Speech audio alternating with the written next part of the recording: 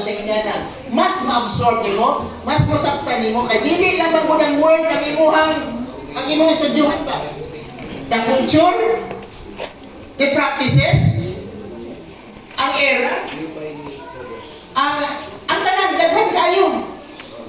Daghan kayo, ano diay sa day ang practice, aning nga lugar, kinahanglan, di-up na tanan.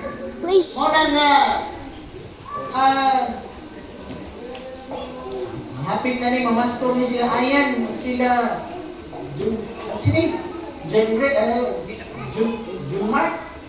Mark Jun. Bakante lang sa ka-church ito, Jun.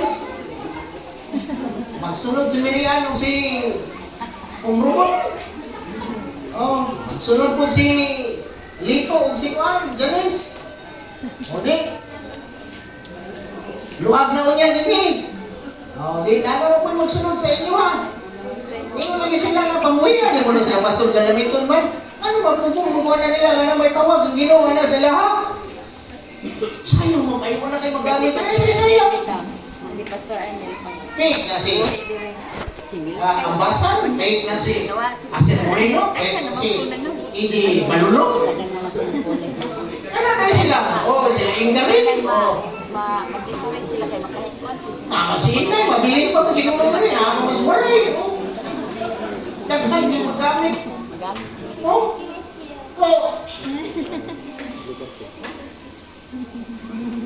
Importante kayo ang declarative o ang declarative theology sa church. So dili lang unya ta magsakit ba atong mga dunghan kung na interpretation nga mahitabo.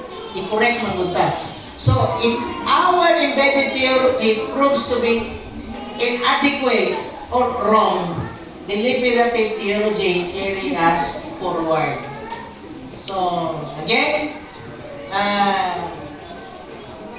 salamat kayo sa Ginoo aning short na to lesson. Sunod na po simana, padayon na po nato ni siya. Kung ganyan talang sa pagpanindog. Hallelujah. Nagpasalamat kami o Ginoo sa mga short lesson karon but daghan kayo ni Lord na nakatunan. Tungod kay for once and for all, mas nasaktan na mo kung unsa kining embedded o galang deliberative theology. And thank you, dear God, for giving us wisdom to understand everything what we have discussed today. Thank you, Lord, for the hands and nagahatag niyo ng mga offering. Ikaw, Ginoo, panalangin kanila. And ikaw, Lord, ang mag-bless niyo na kung kinikahimuan alang sa bulmaton dali sa imong iglesia. Thank you, Lord, for what you have done to us.